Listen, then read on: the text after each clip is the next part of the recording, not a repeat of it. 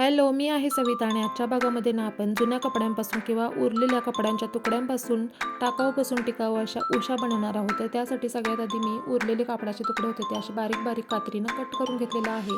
तर हे एवढे सगळे मी कात्रीनं बारीक छोटे मोठे असे कट करून घेतलेले आहे. त्याच्यानंतर आपल्याला ज्या आकाराच्या उशा बनवायच्या आहेत ना त्या आकाराचे कापड कट करून घ्यायचं आहे.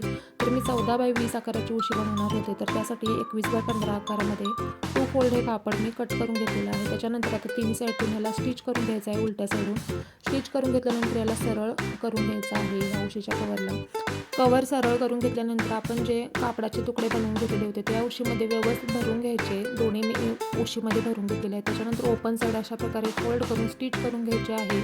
आणि काय झाली की नाही टाकाऊपासून टिकाऊ अशी आपली उशी तयार.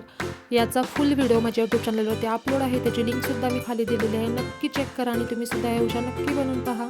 चला मग पुन्हा भेटूयात नवीन व्हिडिओमध्ये. तोपर्यंत बाय.